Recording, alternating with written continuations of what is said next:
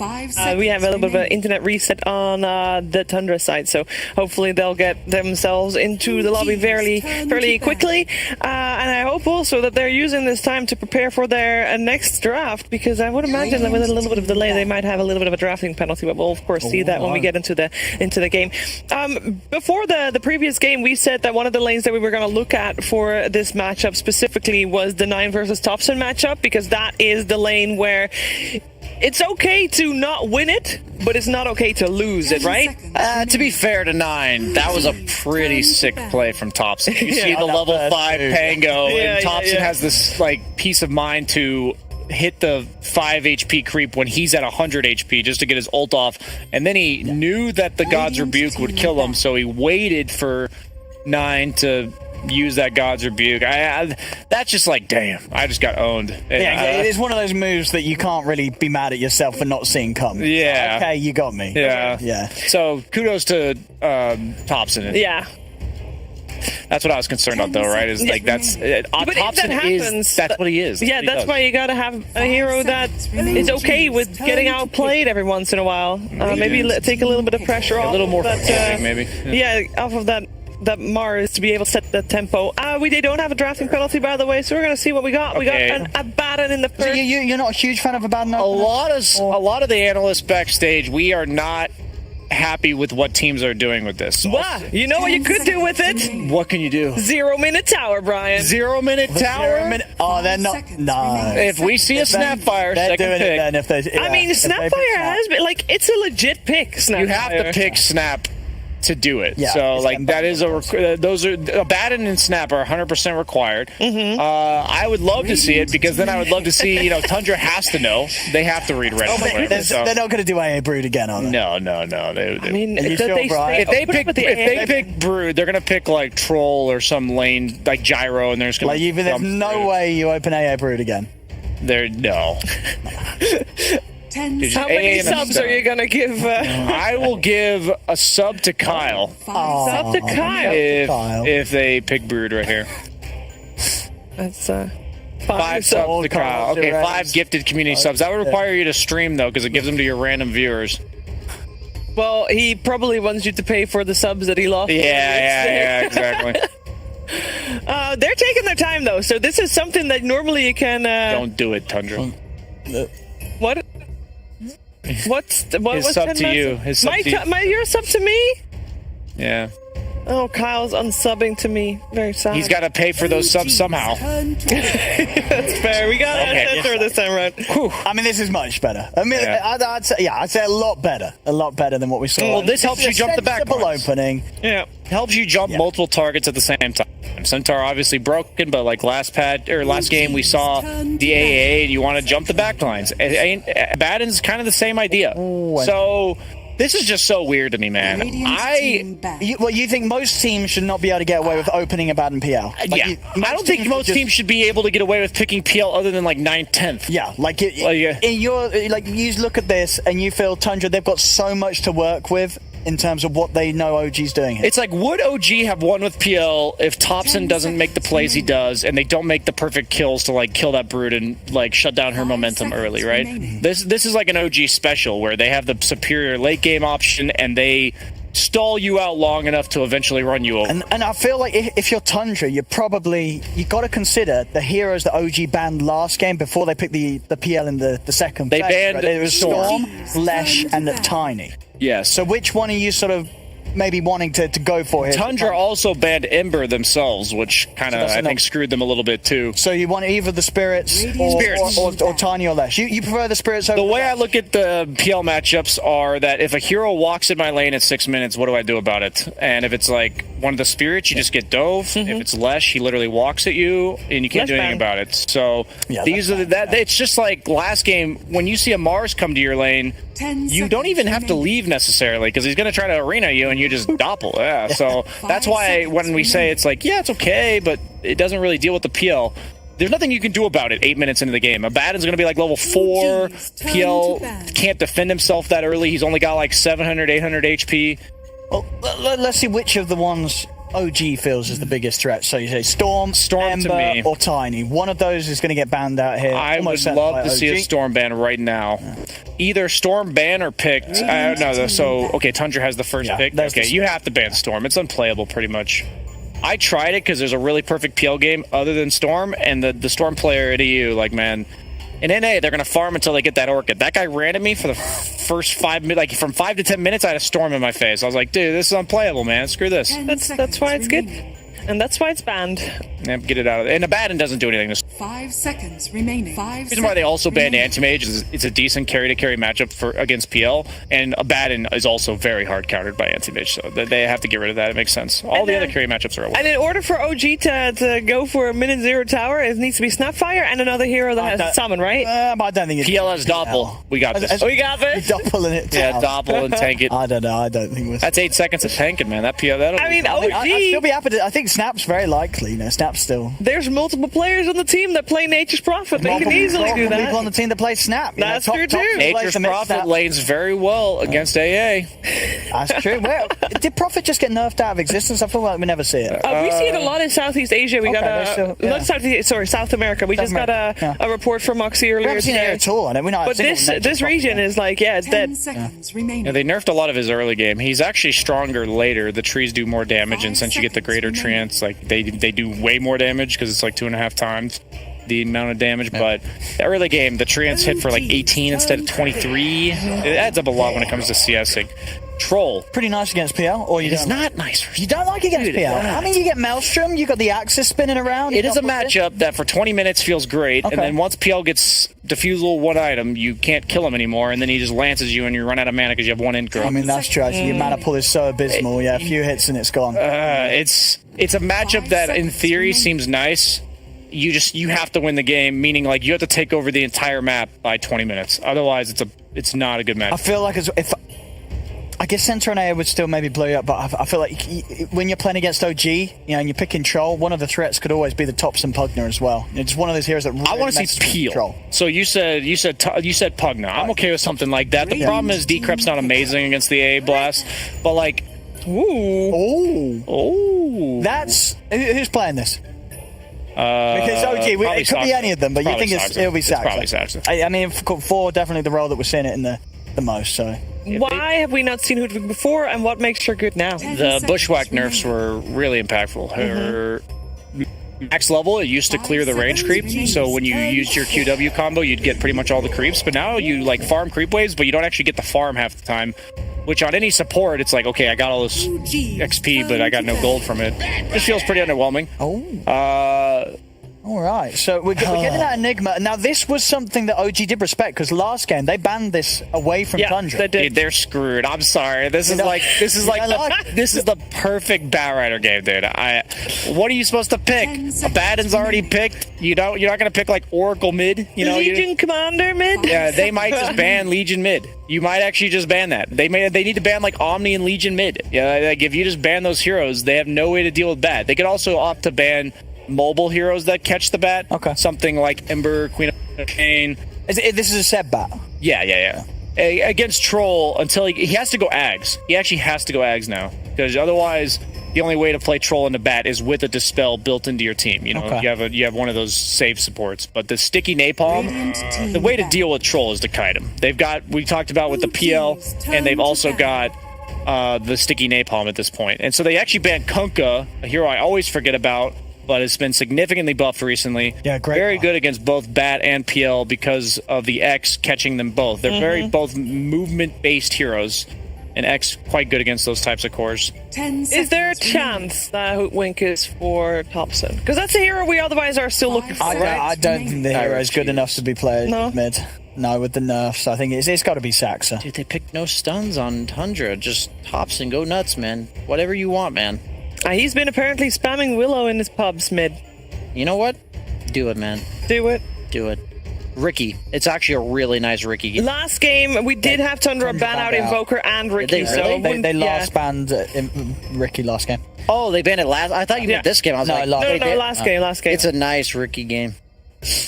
All the more reason to ban it. Yeah. It's nice against the support. I mean, what did Tundra get here for 9? He's been doing really well on the puck, was banned, of course. He's been playing quite a bit of Earth Spirit mid sometimes. How is PL having a good game again when they pick it Radiant second? team ban. I'm annoyed.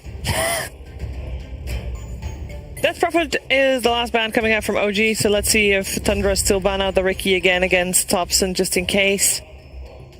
To be clear to the viewers at home, 2 patches ago, PL was very bad against Enigma. Because eventually you'd have to Phantom Rush in to do any relevant amount of damage, and then the Enigma would just black hole you and all your illusions, and you die full to 0. But now, you just never go in. You just literally never go in. If you catch the Enigma with 1 Lance, his blink gets cancelled for like the entire fight, and sometimes he'll just die. That Lance illusion does a lot of damage. So the matchup is just not good anymore for Enigma. So you have like this be-all end-all team fight black hole, but who are you black holing? Like, Well, you're gonna try yeah, to black hole just the another guy that jumps the back. That's all you need. I think that's what Tundra were probably after with their last pick. Yeah. I think they would have really liked to get 9 the Void Spirit. So, yeah, just taking that away from them as well there with that finisher here from OG. So what lays well against Void Spirit? 10 That's still in the pool. You can't pick stuff like Monkey King because it just gets destroyed by Bat. You have to pick a mobile hero of your own. I know I say Quap, but Owen knows why I'm hesitant here. Something like that. I think a lot of you viewers know why you're hesitant here. Lane Dominator that can catch the Bat. As of now, Fire Flying Bat is unkillable. Like, he's just going to run around doing whatever he wants, and you have to punish that. You have to be able to catch him. You have to be able to with this last pick. If this last pick does not catch Bat, they might as well just GG to Seb right now. There are no spirits left in the pool. We got Earth Spirit also, of course, banned out. What does early 9 on. play that's got good catch? I mean, so many have been banned out. All the sort of answers. It makes you realize it's even better when you see like the Storm ban second round and all that kind of stuff, because that's a situation where you don't have 3 bans. You know, you only have 2 bans left. They'll go for the Pango. 9 and did get a lot of recognition for his Pango play. It's nice against PL too. Can jump back lines. It can potentially kill Bat with a blink. Yeah, I think it's nice on paper. It gives them the tools they need eventually. But I am so concerned for this troll lane. Maybe it does better since Batrider is such a mediocre laner nowadays. But you have pressure in the Batrider lane, like he's going to be pressuring the troll. Pango's not a strong laner. And then Enigma's like a very passive laner as well. I think OG, all they want to do is run at you and make space for Ana, and you've kind of let them do that. So I think OG's just going to do exactly that.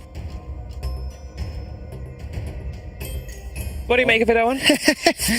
Follow me up here, buddy. I mean, I think it's better than the last game for Tundra. I do actually think it's better than the last game. Okay. I'm excited to see what Snake King's able to do on the Enigma. As we said, we saw last draft. It was something that OG banned out. They're obviously they feel that it is good in the hands of Snake King.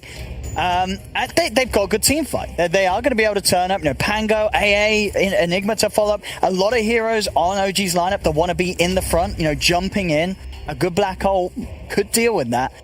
I think it's better. You know, I'll go with Tundra on this one. I think, you know, sure, like it. on paper it might not look like they've answered the PL, but I've got to believe that they know what they're doing. They feel that they've got the team fight and the ability to blow up Ana the game. So That's a level 7 bat, though, for Seb. I'm sure he also knows what he's doing. And if BSJ says that's a free bat game, I think that Tundra has got something to worry about. We're going to find out how this game 2 is going to play itself out, though. We're heading over to Cap and Kyle for game 2. Yeah, I think it's very bold of Owen to say that Tundra, they've got to know what they're doing, because I feel like that is in some ways the way we opened up our cast of game 1. Kyle, I said this Broodmother, they picked it for a plan. They obviously have scrimmed out with it. They figured out what heroes they needed to be banned, and it still wasn't a game-winning hero for them. It may have won the lane, might have like gotten that early tower, but it didn't win the game for them. No, it did not. And it's a more stable draft for sure. I think it's a lot easier to execute.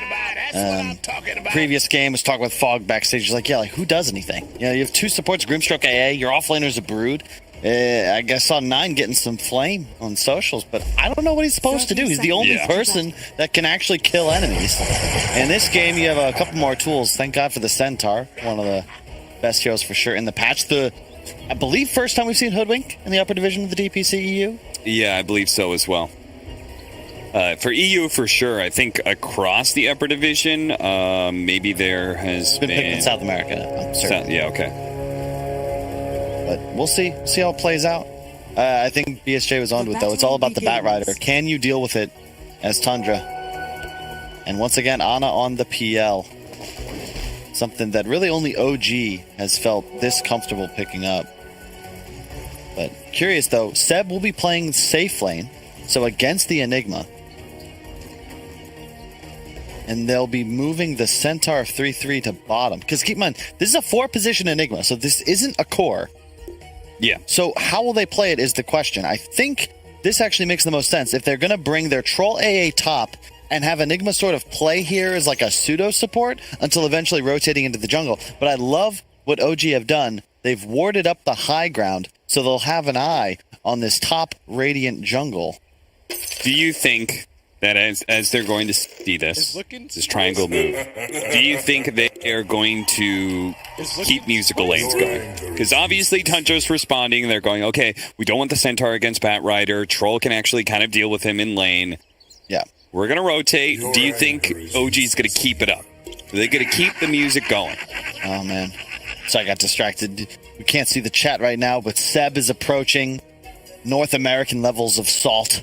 The pausing starting to get him a little anxious, which is kind of ironic because I feel like OG thrive on the abuse of psychological warfare. So I mean, you're watching, it was something that gave them a lot of fuel going into TI. In hell, I feel like a lot of OG haters, a lot of OG doubters, every single time they said OG was a fluke, I feel like that just made OG better for TI9. I think if anything, if you are a fan of, for some reason, you really want a team to fail, you know, I won't judge you for it. If you feel that way, for OG specifically, you should just not say anything. Yeah, tell me about it. I mean, I'm just impressed, honestly. Like, fluking to one TI win is impressive, but the fact that they were able to do it twice in a row blows my mind. Yeah, back Absolutely to back incredible. as well. It's almost a pattern. Yeah, it's like one time I flipped a coin, 7 times in a row, came up heads. OG basically did that for 15 times. Crazy. Anyway, you're correct in that they definitely want the Troll top. He starts with the stick, so it's to be expected. And this is just a full-on jungle Enigma. You don't see this very often. Yeah, jungling is kind of the hot new thing that people are toying around with. Obviously, the most notorious one that we saw last season was, of course, Virtus Pro and their Huskar 4 position. But I have seen a lot of people toying around with jungling, and feels like it's kind of making its way back. And hey, you know, if you're an Enigma, especially, you're one of the more acceptable heroes because he can just kind of like every once in a while duck down, kill a lane creep, use those Eidolons to farm the jungle, and that'll keep the Centaur close to his safe lane tower, so the lane is very short, therefore he's able to play it a lot better. Yep. It's a cool build, too. He's just rushing Medallion, it appears. Double Sage's Mask with a Blightstone to start. I probably should watch the actual game, but I end up just staring at the jungler for the first 5 minutes, just, you know, nitpicking over his rotations. The top lane is really the one to watch. Hoodwink Bat versus AA Troll. Good job by Notel scooping up the courier. And 33 kind of needs that because he's going to need more regen. No doubt. Bottom lane is pretty much a wash. I think the Centaur should do just fine, but Ana should free farm. Can't really pressure a PL with a bad nearby, just spamming shield on him. Man, any stun or slow is so annoying with Ancient Apparition. It used to be that a single stun or slow was never enough to make Cold Feet actually proc, and then they just kept buffing it, and the range got bigger and bigger. And now it feels like any stun or any slow will actually make it so the Cold Feet does, in fact, finish up and root you to the ground. And we're seeing that now with just the Troll slow. It's working against a Batrider. Yeah. It's one of those lanes. We saw it in the VP Na'Vi series. That was actually how VP dominated the Broodmother of Ramses. Just literally spam spells with the AA Troll and couldn't lane. Mid, pretty even, I'd say. Thompson should be fine if he's able to just control runes. Certainly a matchup he knows well. He's just played the Pangolier. Yeah, I was going to talk about that. Kyle, you're always somebody who has philosophies about drafting and such. Do you feel like just straight up taking a core duo from the enemy team and playing it the next game, do you feel like that's a good idea or a bad idea? Is what I'm going to guess. It really depends on the status of the meta and whether or not it's like a pride thing or if you just think it's strong in general. Okay. So So in this case, is Pango Centaur, do you think that's strong enough to warrant, like, okay, we're just going to straight up take that from OG the and try it out for ourselves? Pangolier is the only real question mark, but the panel was, discussing it. Like, there really wasn't much left for 9 in his hero pool. Yeah. And for what they needed in the game, this does seem like the best fit, and it's got to be fresh, too. It's proximity, right? It's like, okay, OG just played this. They obviously have faith in it. I can play it. I know this is something I like, and I can win the mid matchup, Exactly. which is what he's currently doing against Thompson's Void Spirit. It may not be the best answer to Batrider that the panel was looking for, but it is an incredibly good answer to the Phantom Lancer. Yeah. Right? And it is nice in the sense that you can always fight in the mid game. OG's lineup is very single target focused at the moment, whereas Tundra, your team fight's actually just absurd. And top lane, they were doing quite well, man. I'm telling you, the AA, we're going to see more of it if it continue to dominate lane so hard. Did not expect Bat versus Troll should in theory be Bat favored. Now his laning phase was nerfed and obviously Trolls was buffed, but still, this is pretty dominant coming out from Skeeter. Yeah, the European servers were having some problems yesterday, so while I was waiting, I did watch a BSJ game, and he did indeed play Ancient Apparition. He didn't want us to tell anybody, but a big part of why BSJ is continuing to grind up the MMR is because he's just supporting, in his own words, his superior European players. That's true. A lot of Warlock, a lot of spam healing, but with the right cores, it can work. Oh, there's our first blood. Saxa looks like he got found. There you go. Somewhere in the trees over here, and the Troll Ancient Apparition duo once again finds a kill. So you're saying he just cranks up the European anthem and Yeah. instead of commanding his teammates like he normally does, he bows to their will.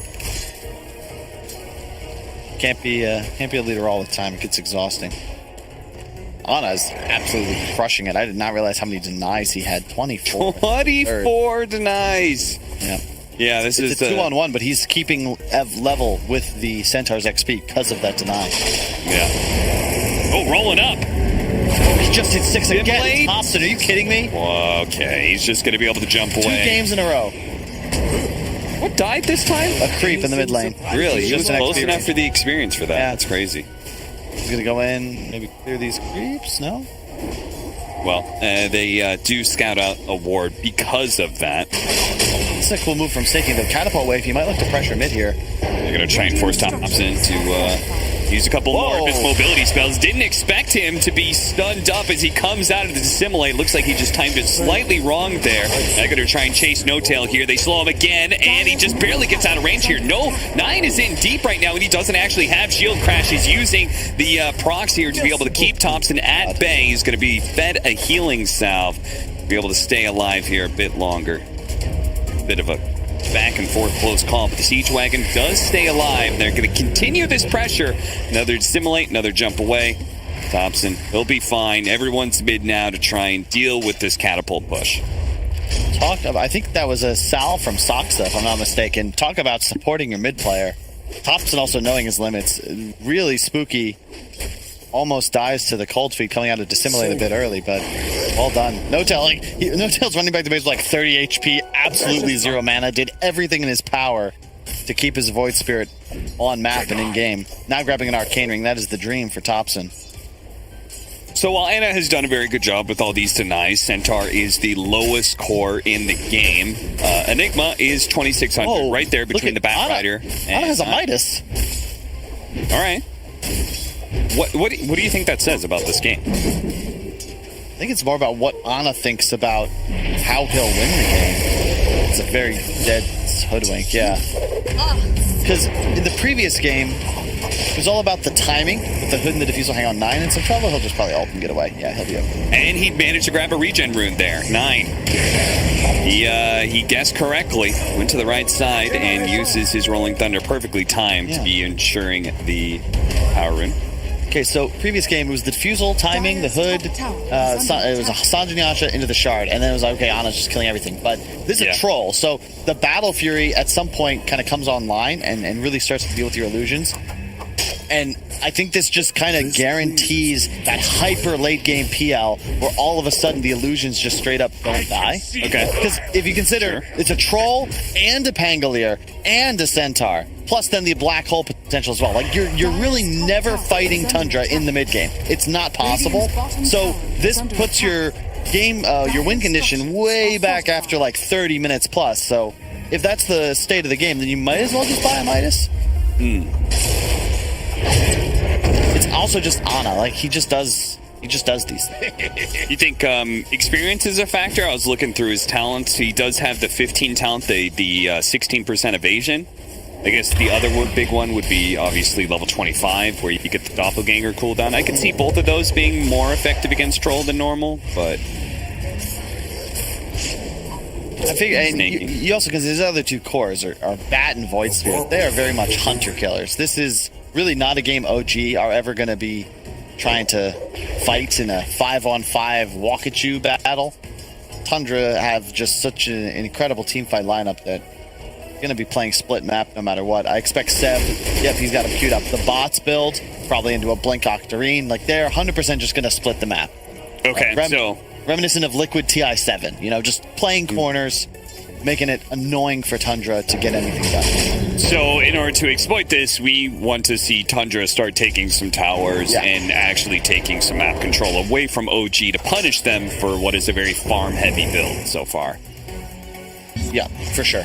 It's tough, though. I mean, No-Tail's doing a great job just kind of hovering between his two lanes. And Toxic here is trying to keep these towers alive. The Ice Blast, they need a little bit more damage. Is he actually going to take out? I think he might. It's going to be a little bit close. Snake King, they're going to give him the Stampede to be able to run away. The shot from long distance snipes out Snake King. He's slowed down to a point where he will die to Seb.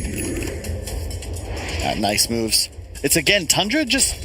We saw this in the first game, too. They get a little over-eager with these tower dives. Again, it's on to Sock on the 4 position. I feel like there's a pattern here. He's constantly the one defending. His team just rotates over, and everyone gets away. So look at No-Tail. He's trying to pull this creep wave out of the way so that the Siege Wagon will die. Really wants to keep this mid tower alive. Fortunately, there's Saxa to be able to cover his back, but the tower still falls. Don't actually claim the last hit on it, though. No-Tail, Ice Blast, it lands on him, but he's got his shield to protect him from the damage after the fact, so he's good. I mean, this OG, it's the Ana show. It's going to be the name of this game. Already 1,400 gold ahead of the pack. Treads, Midas, Diffusal will be the item choice. And I was talking, again, backstage. Apparently, it is all the rage in China now to just buy Diffusal first item. PLs, Ursas, even Trolls at times. Going to be pulled back in here. Didn't actually get the grab there from the squirrel, but Thompson, he's going to find himself, and even as he kills the enemy mid laner, is traded out thanks to the fact that the troll is right there. The bushwhack not connecting there earlier. That was the ability name. Gotta be careful up top here. Don't want to get too many napalms on you. No-Tail is on the way. Well, Tundra is kind of doing exactly what you wanted, Kyle. They are taking towers early, mid, now top. Have center ult. You gotta be careful here. Firefly's going to run out, and OG, they're not going to go for this anymore. Look at that, a Arcane Rune going to be saved by Fada for 9. In fact, he smokes up 9. Where are they going, though? Do they have wards? They have wards to place. I guess so. Where do you go? Are they really going to try to set up on Ana? That's really their only play. They have Stampede. They've got a lot of spells they can blow. Yeah, Enigma's going to TP in. I love this. You're going to need to blow a lot of CDs. But you can just walk out and catch him with the black hole right away. He actually cuts a tree and may have actually spotted something here. Ana, black hole going to be faked out for a second. Snake King catches him now after the fact. And now it is still going to be stopped here. And Ana does manage to get him to the tree. Doppelganger up in 1 second, but he's going to be rolled over quite literally by 9. The shot there is going to be going out to finish up Fada, but they're going to be chased down here. Fortunately for Seb, he doesn't get slowed down there by the swashbuckle. And now 9, he's extended a little bit too deep. This is looking like Tundra all over again as Thompson finished him off. 33. The Centaur going to be saved for last here as the sticky napalm is being added up onto him. They know there's no black hole, so eventually they can go for this kill with no rebuttal from Tundra. Really well played. Hey, OG just on the outskirts. I think they're going to get snaking too. Looks like it. The Ice Blast is going to come in, and Soxa is going to die here, but they might be able to get 2. Nah, Fada. They've already used Lasso and stuff. Seb doesn't want to push it much further. It was still a big victory for OG, that bottom lane fight. Yeah, they lose Ana, but he's still so far ahead of the game, and so many spells are forced to be used on the PL. Like, they set it up, but to your point, if snaking maybe can force that engagement under the tier 1, instead of allowing so much space to be like, look how much distance Ana gets. Look how far away his team is. See a couple of teleports coming in. Sox is there for the immediate interrupts, but that's only because he's so far forwards. And yeah. I guess in one hand, though, Tundra, did they really have to pursue? They blew Black Hole, Stampede, Pangolier roll-up, and now you're pushing forwards. You've lost Fata only. That was their hard support for a carry, and now they think that they're a lot stronger than they are. And OG, with the spell spam, just comes through, cleans up. Seems like one of those situations where you're kind of baited by your own power rune. You're like, I've got Arcane Rune, we can keep fighting, I'm really strong. And then all of a sudden, he goes too far. Thompson catches him, and his nukes are, at this point, more than enough to threaten the Pango. Yeah. Especially, that'll continue to be the case if he can get level 15 and Ags at a good timing, which is what he's currently building for. 33. Spotting Seb here. Just being chased out of the jungle. That's all this really is. I love No-Tail's positioning. He's just playing around. Like, Seb is so fast, it's near impossible to kill him unless they're able to, stampede forward, maybe land a stun into a cold feet. But a shield removes all of that disable, and Seb 100% is going to be able to escape with Firefly up, moving at, just no Firefly, 420 move speed. He's blazing. Top tower is under attack. Blazing indeed. Maybe we'll see them smoke up here in a bit. Be a good Yule's build for Soxa, as he's just been kind of hanging out. We haven't seen, he got that bushwhack to be able to stop the black hole, which kind of helped, and then he's hit 2 sharpshooters so far. But other than that, it feels like he has just been kind of an annoying presence in the side lanes. That has sort of been his job. And Troll has Battle Fury at the same time as on the PL getting his defusal. But this time, there's a Midas as well. And Seb, nice away. Just enough jukes to be able to get his Blink Dagger off there, and Teven thinks about getting a little bit more information. A lot of Tundra are occupying this top space. As we saw, 20 seconds faster than the patch average, and that, of course, is with a Midas beforehand. So 2K ahead of the Troll. I like this move, though. Tundra, you've got to apply some pressure here. You want fights. That's the whole draft, is you're engineered to take fights now. And OG have no interest in really giving them to you, so just go for it. They're going to go for Fada here. The bushwhack, it's going to catch him. Immediately, Thompson pounces. If they know that they're in Roche, they might look to contest this now. Yeah, they're going to get up into the triangle here, see if they can potentially catch another support somewhere out here. They definitely know they're inside Roshan at this point, 33. Clearly protecting it. They're looking for Snaking right now. Snaking does manage to get a little bit of distance thanks to the Stampede. 9 is being pursued out here as well. He does have a swashbuckle. They're going to bounce back Snaking, put him in an awkward position, tries to go for the TP wave, but of course the lasso is there to stop him. See, so you get Roche, but you lose 2. But more than that, it's the map control. By the time you're able to actually start using this Aegis, you're going to only have 3 minutes or so, maybe even 2, just because of the way these lanes are going to get pressured. The benefit, though, look at the towers. Tundra, you still have your mid-tier 1 up. So, not too much OG's going to be able to do. No lasso on Seb, so this isn't going anywhere. He's just being annoying. Yeah, boxing them in. He's constantly trying to force them out of areas of the map. It's really interesting. You could do a cool study on this game, though, because you'll watch as OG play this map. Is always mirroring their movements. He was looking to connect on that last fight, but when he realized nothing was doing, he just stole the jungle and then went up top. So the rest of his team just goes to play bottom, and they chase after him. He's already going to have the lane shoved. Probably look to be a little safe now. They actually have a ward that's going to see this movement. Snaking is going to run straight through it. But they have one on Ana too, so. Yeah, he's got a TP scroll back up, so. And, oh, he doppelgangers into them here, but nobody is here actually to back up 9. It's just the map pressure. Bottom lane shoved into the tier 2. Seb just cut the mid wave. Ana. A lot of item pickups now. Skeeter is going to be kited out a little bit. They got to be a bit scared of the Enigma. We saw the Yule's complete for Soxa. Blink Dagger for Seb. Radiant's bottom tower is under attack. He's going to go Aeon Disc after that, so Soxa really not trying to build any sort of damage is again, looks like he's just entirely about kind of being annoying. Doesn't even go the Bushwhack cooldown. No survivability here. It's a nice combo. 33 catches a big kill on Thompson. Other side of the map, Snaking's going to turn around. He does have Black Hole. Is he thinking about it? He's going to go for it here. Skeeter will certainly have the damage to wipe him out, and with that extra movement speed, he may catch up to more. No Tail immediately gets ensnared on a ranged hit. They do lose Fada in the meantime, though. Anna does find an opening here. His Fada is always going to have to be careful with that. Ancient Apparition is easy food for a Phantom Lancer. Yeah, I think that's really why OG just feel comfortable picking this even as early as they did. They see the AA once again. There's just nothing you can do to a Phantom Lancer. Yeah. Cold Feet dispelled by the Doppel, but more importantly, the illusions just kill you. You get diffuseled, you are dead. But I like that decision from Tundra to commit the ults. You have to kill the bat. If he lives there and OG have time to connect, the lasso is almost certainly going to find a kill on you first. So just blow the spells. But man, Ana's net worth advantage continues to grow. It was 1,000 when he got the Midas, 2,000 recently, and now up to 3. Yeah, if it wasn't for his net worth, like, Tundra would actually be pretty far ahead. Yeah. I mean, look at all their other cores. They're super far up. Can they catch him? Soxa away to the trees, but no. Yule Scepter up for a second. He's got Bushwhack, but he comes back down. He actually goes into the trees. Bushwhacks 2. And TP's out. They try and catch him out with the courier. Sneaky little play, but of course he's long gone. Hobson so close to Ags. He is trying to buy the tome too. He wants the resonant pulse damage, I'd imagine. Yep. Of the 2 charges, along with the AoE silence. So Snaking's gonna have to be cautious. Needs the BKB before he's really able to free cast his ultimate.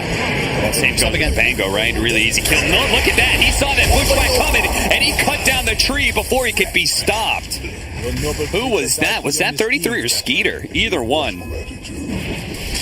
I think both of them, had an option there to be able to cut down the tree, but they always get a pick up. Wow. But OG is always catching somebody on the side. Soxa with a sharpshooter shot takes 9 out from half health. And 9, he's got to find a way to be able to either never get caught by this Void Spirit +1 or tank up some more, because it's a really easy kill. Soxa is just waiting out here. Bushwhack him back. Pull him in. 33 is very tanky, and he'll survive for a while here. Tries to go for a TP out, but of course there's still the Yules from Soxa, and that'll also remove the hood bit, so 33 is very dead here. It is it just feels so hard for Tundra. Like, even though it feels like they're winning, they have the ability to take fights, and yet every time they get something going, it's like they have to immediately retreat back to the sanctuary of their towers, because the lane bottom is always pushing. Ana just running in, catching him almost immediately. A 2-man stun into the Ice Blast as well. They have the burst damage. That might just be enough. He should tick out here. Sure enough, Ving. Yeah, he goes down. Thompson, he falls. Skeeter battling it out with Ana right now, but holy crap, that was a lot of damage. What? Sharpshooter, and immediately his ultimate wears out from there. And Bushwhack will catch 9 as well. Again, it looks like for a second there, Tundra may have found an opening, but OG are always out team fighting them. It doesn't matter game 1 or game 2. It doesn't matter what heroes. OG always seems to have the trump card when it comes to these fights. Oh, for sure. That time they were keeping track of the cooldowns. There was no troll ultimate. He died 3 seconds to spare. Enigma, no ultimate. You can't fight anymore. And you know what does Tundra do now? The PL is just straight up out of control. They do not have real answers to him. And OG are just not giving them any opportunity to be the ones initiating. They're just the train, man. Ice Blast, just kind of poking. It's really that close. Just snaking on the side here, ready to go with the Black Hole. Finally, some other Tundra members are going to be approaching soon, but as they start getting close, OG in turn backs up. So, I mean, also, credit to Notel. He's played a really smooth game. You know, pretty unnoticed, because he's a fun position to Batten. But no deaths, now carrying the gem. But the way he's positioned on the map, he's constantly safeguarding his cores, and typically being the one playing with the hero taking the hard farm, ensuring that someone on his team can pressure the map where it is unsafe. It's just bought so much area for Ana to exploit. Now they're looking to push forwards. Fada, he's got to be so careful. If he gets jumped by anything, he's just dead. Yeah, they need that Ice Blast damage, right? kind of put them over the top, counter the Abaddon to some extent as well. So the smoke is not going to connect here, but Anna is going to have the space to start hitting this tier 2. They're going to know something's up. Ice Blast. Kind of scouting where Seb's heading off to, but Tundra not having the heroes in time. Just so annoying. The Bat Rider playing one corner, Anna playing the other. And the gold advantage isn't totally out of control, but if you look at the XP, Anna's closing in on level 20. Skeeter is at 16.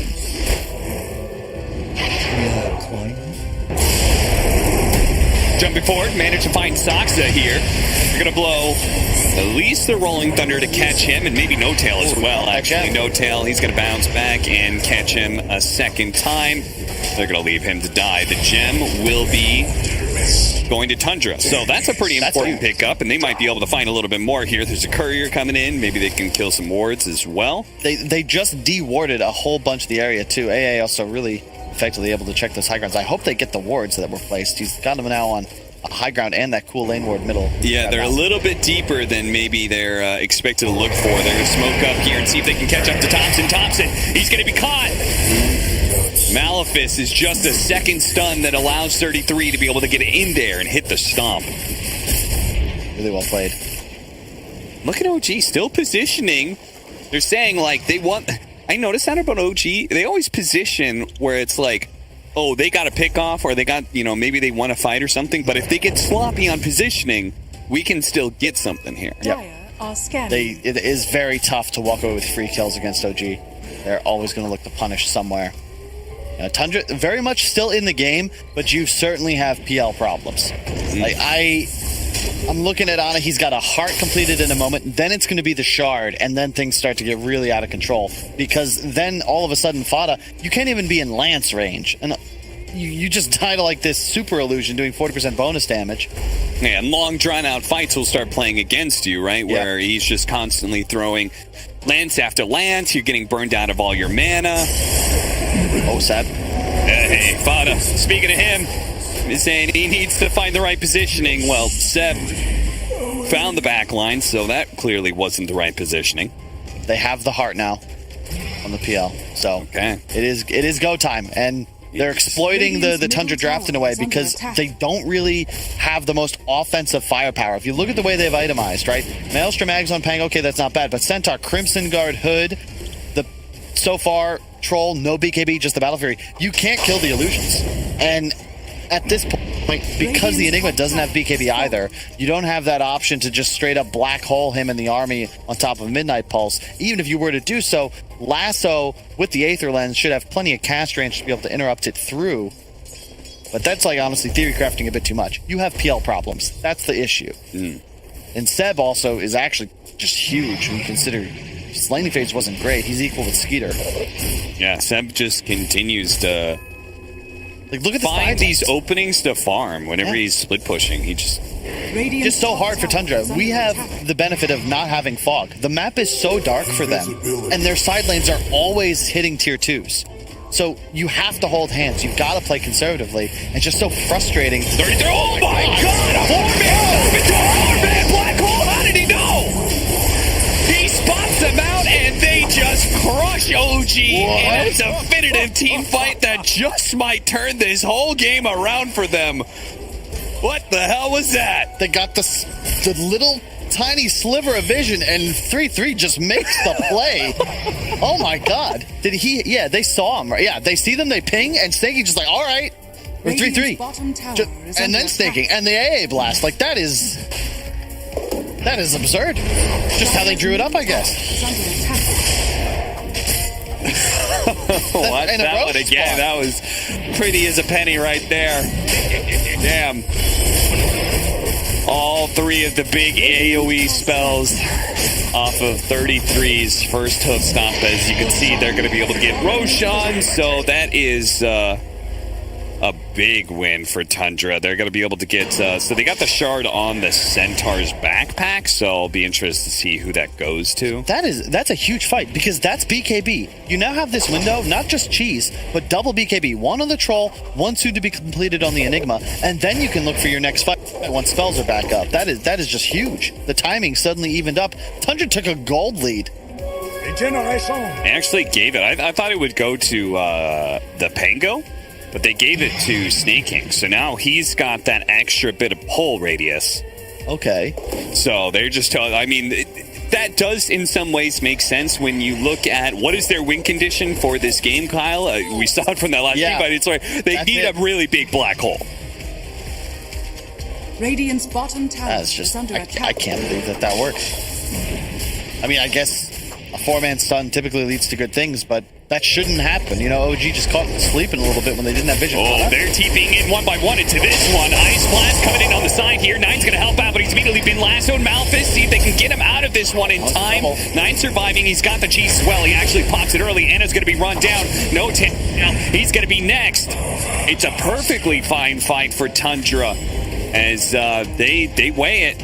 Even though they didn't have like black hole or anything, they just said we're strong enough to be able to take this, and they're right. He's learned his lesson. I'm not even going to engage. I just want to hit my Ice Blast.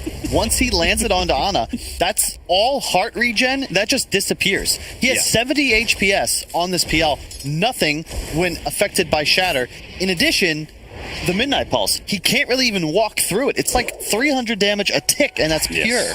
And they know what the real one is, right? Yeah. Another, like, little side benefit to the Ice Blast. The doppelgangers, but hey, there's a frosty boy right there. Now they're going to get Shivas for the Pangos. So before, when we were talking about, okay, there is a bit of a damage problem when you just say, like, okay, this troll. But if this Pango does get Shivas, if they keep on landing this Ice Blast, and now that the troll has his BKB, he can start going back again for damage. Oh, just shy. I cannot believe that Saxa did not get his little squirrely tail caught there. Skater does have Aegis and BKB, so OG got to be very careful on how they approach this fight. Seb, he's playing around with the flame breaks, burning away at him constantly, adding up the sticky napalm. Look at how long it's lasting. He's got another one coming in. He's actually going to burn down. He's going to pop his ultimate to try and stay alive here. And he's going to be pulled in deep right onto No Tail. Immediately pops his ultimate. The Old Scepter going up in the air. Skeeter only having healed for a little bit. Here comes Nine. They've got some reinforcements now. And Skeeter is still going to find himself possibly losing the Aegis, especially if they lose Nine here. A black hole going out. No catching the two with the Ice Blast over the top. That is going to be the course of OG. Sep even getting pulled back in. He goes for the lasso and sure grabs the Enigma, but the damage is already done. OG have lost the fight. I think they might have lost the game, Cap. Seb, he was trying to make the play. He's the only one that can interrupt the black hole, but really nice blinking from Snake King. Positions it in between him and the bat. There's no way to cancel it. And as you're in Midnight Pulse, Zana, you get AA blasted, you're 100% dead. Done for. Tundra, they just won the game. Yep.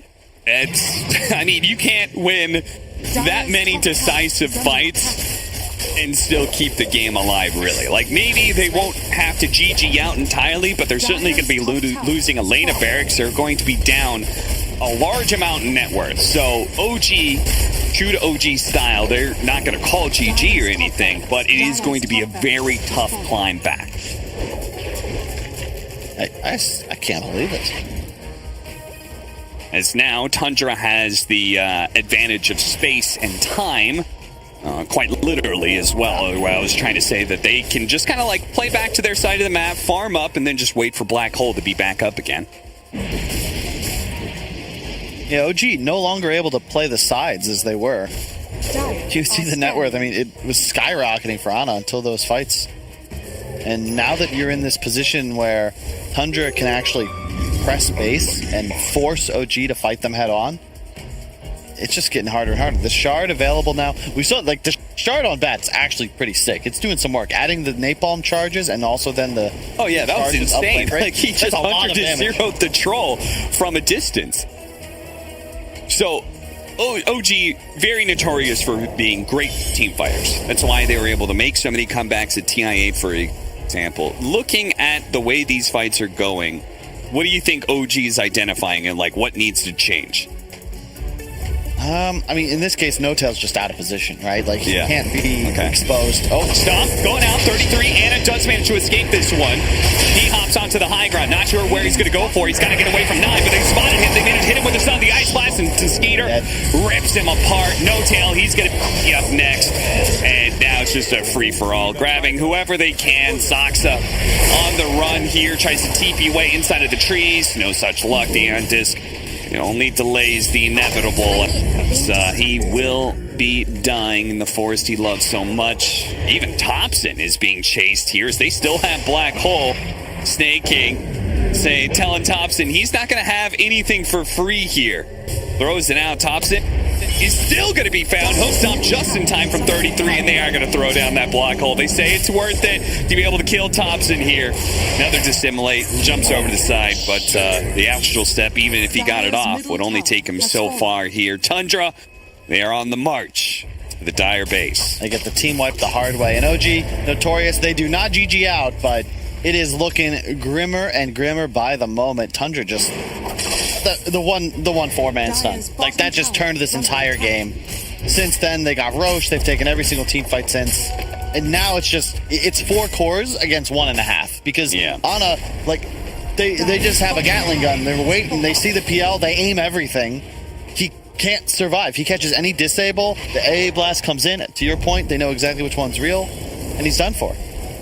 So okay. So if OG they have any chance of being able to turn this game around, they gotta make it so Anna's not the first one in these team fights anymore. Yep. That's They need a kind of lasso. what it feels like, right? They need to be the ones initiating. They have to somehow find the kill.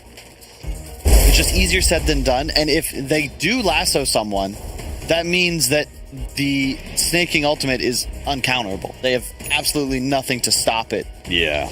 And then things are spooky because, well, if AA is still alive, like Enigma ulti plus AA blast is enough to do a whole bunch of work. Well, you say if AA is still alive, that's looking more and more likely now that he's got an Aeon Disc on his side. That's very helpful. Don't want to forget the Octarine core that popped up on the screen there from the Enigma as well. He's also going to be going an Aeon Disc. Tundra really just itemizing to make sure their more key team fight supports here are just not going to be burst down if they're caught out of position. Yeah, you can see the line drawn. They know Sox is up in the trees, trying to find him. See if Sox's squirrel power. Safe. What I don't like about this hero? That right there. What, casting and farming? From Casting 2 spells and not being able to kill a creep wave. It's unfair. It's super. It's super creep. So I'm just telling you that is a constant problem for that hero. You max out both of those abilities and you're left getting 2 creeps out of every creep wave or something. You know, it's just. That's not Radiant's It bottom feels tower is under rough. attack. Radiant structures are fortified. See, Roche ends up in 3 seconds. That'll be Tundra's next move. Look at Anything. OG. Just plan it out here. Someone's going to defend, right? Certainly hope so, but no, Tundra going to play it safe. They say, oh, you can have the tier 2. We don't really give a crap. If there's Roshan up, that's an Aghanim Scepter for free, plus Aegis Cheese. Yeah. Ags for the troll, I would imagine. Maybe the Centaur. Maybe the Enigma. I mean, a lot of good ones, actually. Radiant's bottom tower is under attack. Yeah, they give it to Troll. Yeah, okay, he'll have the Dispel, both offensive and defensive now. Really, how much work the Bat Rider Shard was doing to him, it'll no longer be a factor. 33, just shy. Fada does get caught here. He's got the Aeon Disc to try and get him away, but he's immediately going to be Yule Sceptered up. They're going to try and poke at him like they did before. The illusion's rolling through. Speaking of rolling, 33, they somehow found Thompson a little bit farther below. Fada does die, but the fact that he got Thompson forgives that entirely. See, that's how you're going to have to win a fight if you're OG. You know, deal with the AA. Even if there's no lasso there, the Aeon Disc is certainly a problem, but the PL illusions just make short work of him. It's just tough. Like Tundra, they're just running in. Looking to be able to catch somebody here. 9 doesn't catch Seb before back. Dire's middle tower is under attack. Watch how Thompson got caught here. It's the smoke TP back that Snake King had earlier leads the charge to help find Thompson as he was 0.1 second away from completing that TP. That's gotta sting. Dire's middle tower That has just in fallen. time. Now it's time to push. You still have Aegis on Skeeter. And once he doesn't have that Aegis anymore, he can pick up a Satanic and he'll still have kind of that extra life. Skeeter, if they can kill him with zero commitment here, it would be super nice, but unfortunately, for them anyway, he survives, and they're going to back up, farm a little bit more, get some tier 4 items that are still left. Right, he's just taken over the net worth. Somebody get this man a source of regen, lifesteal. I was thinking about a Vlad's on 9, but he's so farmed. I don't know if you really want to go back for that. 3-3 is fully stacked. Doesn't even have a slot for boots. Yeah, seriously. You're looking to chase. Look at Seb. You see the line drawn. He wants to backstab, find a pickoff. Yeah, they certainly, like, they sense they have an advantage when they're able to kind of like poke and poke and poke with the Bat Rider, start getting some people low, then you can start closing in a bit. Look at this nice defensive ward from Fada, though. Invisibility. He spots the Bat Rider. He still gets caught, though, in the process. He, again, has the Aeon Disc. He's going to get off the Ice Blast. The Stampede's going to go out, trying to get him out of here. Seb, he's going to stick around for the kill. He's going to go for it. He goes for the kill. Does manage to kill Fada here. The question is, can he TP out? 1 second left to be able to activate it, but now everybody's here. He's stuck, and the gem is given over to Tundra again.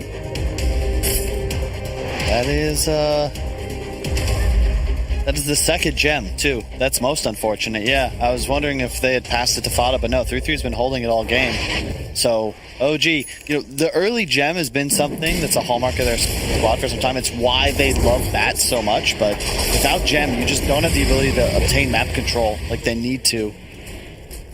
Without a vision advantage, you just simply can't find pickoffs. See if everybody gets out here. No Tail trying to protect himself. Sox does good. 9 really thinks he can catch somebody here. Tries to blink in. Doesn't immediately hit anybody. So it's looking a little deep, a little rough right now. They're going to try and just deal with the Phantom Lancer illusions and back themselves up. A little bit surprised Tundra isn't pushing it right now with the Bat Rider dead. And them still having the Aegis, but... With no AA, I actually think it's a pretty even trade.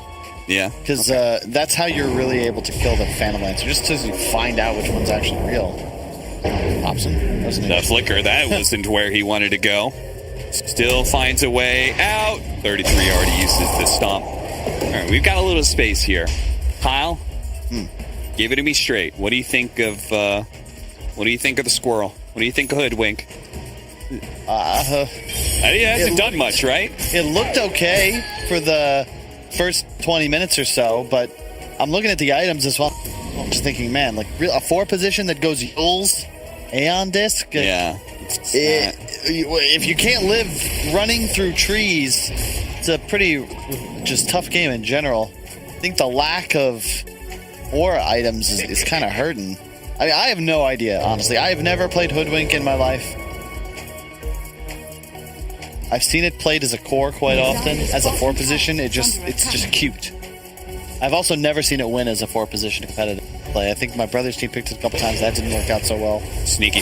Thompson back and forth with the astral steps, but now he's been caught. He used both of his mobility spells. Aeon Disc, he gets run over. The flicker, he's really hoping it would blink him the right direction, but he's kind of stuck here. It activates it again, but there is not enough small little blinks in the world to get him away from this troll. No buyback. You're at a point now as Tundra. You can chill and relax, but at some point you got to think, hey guys, we're pretty strong. We can go push. Yeah. Like they have everything they could possibly need on their Enigma, with the exception of BOTs, which is queued up next. Seb with the smoke here. Maybe trying to cut a creep wave. That's about it. All he can really do here. Anna can deal with the incoming creep wave thanks to the Spirit Lance and the Shard. So they will stall Tundra here. There's no other creeps that are coming in anytime soon. 33 immediately tries to jump in. Do manage to get the break on the troll here, but Soxa is probably still found. Rolling Thunder isn't actually quite landing. Disc is going to go off the Euphonic Shield, trying to get him into the trees best they can. They spot him, though. The Stomp is going to land. The Ben and the Hoodwink are both dead. Both supports down on the side of OG. They're both going to buy back, but Thompson still needs another 20 seconds. They start their initiation on to Snake King. They got to get him out of here. Save the black hole as best as possible. 10 more seconds till Thompson's back up. OG. You want to chill out for a second here. No Firefly up for a bit from Seb. But then again, he's got the flame break. Uh-oh, he's been spotted. They've got him more on the high ground. He's been Malfist up. Ice Blast on its way, but fortunately he was able to get away from that troll. The Bushwhack managed to control him up. Soxa, though, he just bought back, and it looks like the Hoodwink is going to be dying at secondary time here. Snowtail trying to help him out as best as possible. Meanwhile, the Black Hole's being used on the side to be able to control the Phantom Lancer. Got him down to half. Oh, Thompson's right in the middle of things. 9 immediately pops his cheese to make sure he's not going to be bursted down. But Anna, bit by bit, being worked down by 33. Now Skeeter's going to be joining into the mix. They do have another stomp that should be the finish of him. He doppelgangers up to the high ground. They get the Euphonic Shield onto him, but 33 will not let him get away. 9 right on top of him as well, and the AoE damage is enough.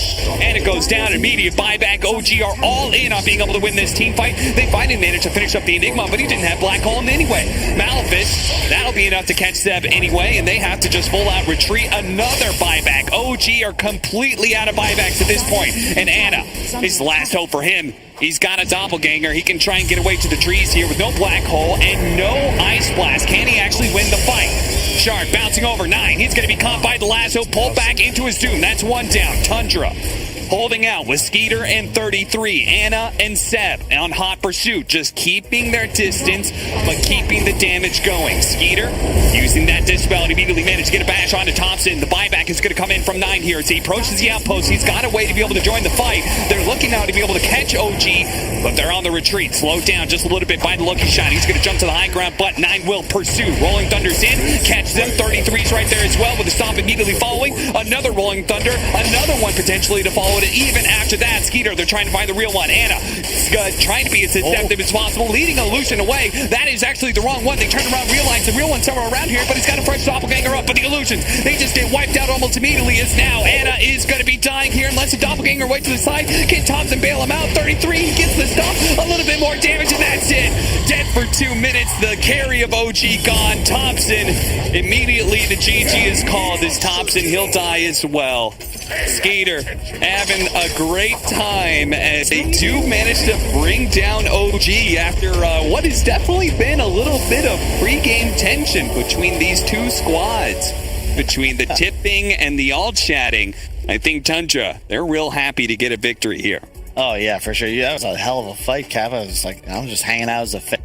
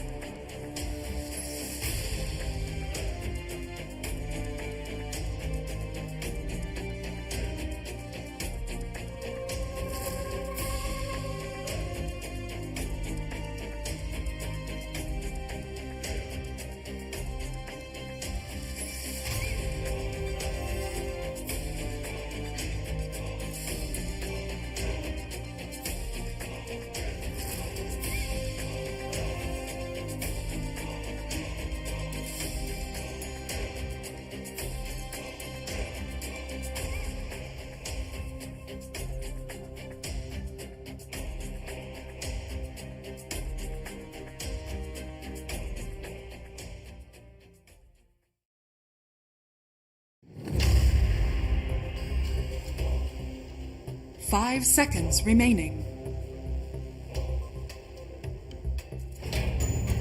Radiant team ban. OG's turn to ban. Radiant team ban.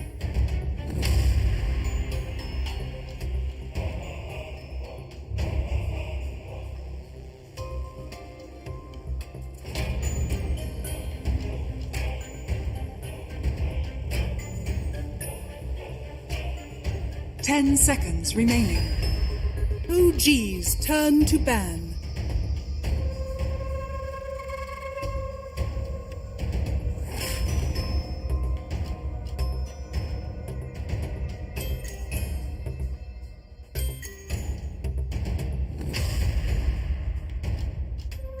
Ten seconds remaining. 5 seconds remaining. Radiant team pick.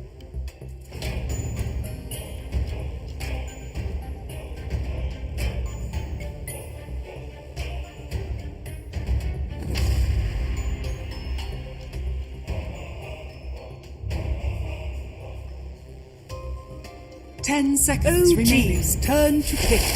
Ancient apparition.